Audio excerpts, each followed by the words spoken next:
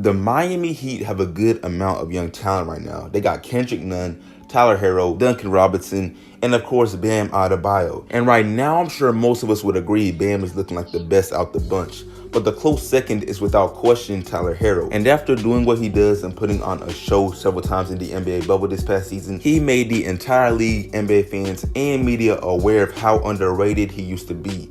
He also made history in a couple different ways this postseason, with probably the most impressive way being that he broke Magic Johnson's record as the youngest player to ever start in an NBA Finals game.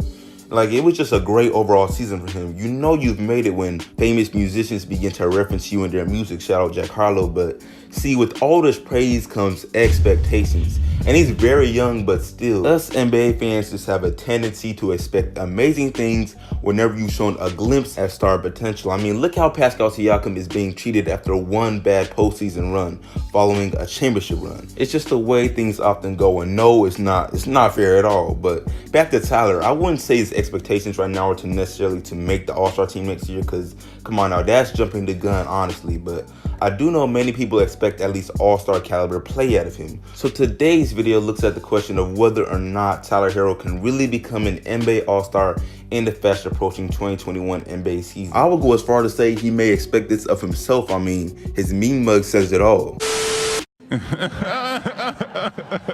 By the way, yes, I am aware there will be no actual All-Star game next year due to the format of the season, but the NBA will definitely still come out with a list of those who receive the honors. Let's not be ridiculous. Anyway, before I go further, what's good YouTube? Plug Speaks back with a vid. And if you are new, I'd appreciate it if you subscribe. If you see the hype and Tyler, sub up. Posting quality basketball content 2 to 3 times a week. Oh yeah, but back to the vid though. Alright, so just so we are all on the same page, let me briefly cover the many reasons for his sudden high expectations. I mean, this guy has been a nice offensive player since his Kentucky days, but he was picked 13th overall in the draft last year, so not many people envisioned him playing like a top 3 draft pick, which he has done. I don't know, at least I didn't. In the 2020 regular season, he averaged nearly 14 points per game, 4 rebounds, and 2 assists while playing 27 minutes off the bench for a majority of the season. And he's always had a touch for shooting the ball, but this shooting ability doesn't always transfer so well from college to the NBA in a player's rookie season. However, it did for Tyler, as he shot a decent 42% from the field and an impressive 39% from 3 on 5 attempts per game. And before the NBA got put on pause, he had a game in which he shot 7 for 9 from 3 and a close overtime win against the Wizards. So yeah, it wasn't like he randomly got good in the NBA bubble. Like, his regular season efforts even earned him a spot on all-rookie second team. But he for sure raised his level of play in the bubble, because in the postseason overall, he averaged nearly 17 points per game, 4 rebounds, and 3 assists on 47% shooting from the field and 35% shooting from 3. Just performing at a level many of us were not aware he was even capable of, at least yet. But enough of the stats, because if you ask me, the eye test does Tyler way more justice. And if you clicked on this video, you most likely watched the playoffs. And assuming I'm right in that claim, I think we can all agree Tyler's best stretch of games occurred in the conference finals against the Celtics. And I know the stats agree with that statement, but even if it didn't, Tyler just looked nothing like a rookie the way he was going after. Like, there was definitely times in that series where it seemed like he was more dangerous than Jimmy Butler, and Butler's a top 10 NBA player. And now I won't fail to mention his defender most times was Kemba Walker, who is one of my favorite players, but is by no means a good elite defender at all. But he isn't the only one that defended this man, and when others switched on to him, it simply didn't matter, because may I remind you all that in Tyler's highest scoring playoff game, in which he had 37 points, he made a deep 3-point dagger off the dribble against Marcus Smart, who was easily one of the best defenders in the entire NBA, especially when it comes to the perimeter. But it just comes down to one of Mark Jackson's favorite quotes, and that is that great offense beats great defense. So yeah, everything positive I've mentioned basically has contributed to Tyler's great expectations. And now moving on, obviously any chance of this guy being able to rise to the challenge of becoming an NBA All-Star next season would be out the window if he lacked confidence. But he said it himself that confidence is not an issue he has at all. And I mean, you can see that. Whether it be mean mugging in the NBA Finals while being down in the series, to going back and forth trash talking with NBA vets, to having the guts to shoot crunch time shots as a rookie, or even the guts to respond to an NBA all-time great in Paul Pierce, who spoke out about his unwillingness to call Tyler a bucket until he averages 20 points per game in the regular season. To which Tyler cleverly said, "I think I just averaged like 20 in the conference finals," in return to Clearly the confidence is there, and the level of respect Jimmy Butler has for him is really a testament by itself. But now, if Tyler HERRO is to play at an all-star level next year, or even to actually make the all-star team, he's going to need better opportunity. Like, clearly he cannot come off the bench for a majority of the regular season again.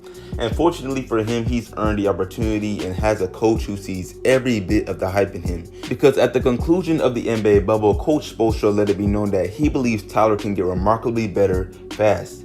And his reasons for this belief were not just based off Tyler's performances or even to boost this rookie's ego, but instead because of how Tyler approaches the game with a strong work ethic. And just, I know, one of the biggest cliches ever. Wow, a strong work ethic, really? Like, we hear all the time about great players, but that's simply because it's the truth. You can only become so great if you are not constantly hungry for more, and Tyler HERRO knows this. Like, there's stories of him waking up at 5 a.m. for basketball workouts back in his high school days. Not to mention, Andre Iguodala said verbatim that he knew Tyler HERRO was different after seeing him work out and that he can tell he really wants it. I mean, the compliments toward his drive are endless, which is pretty much the best case scenario for him right now.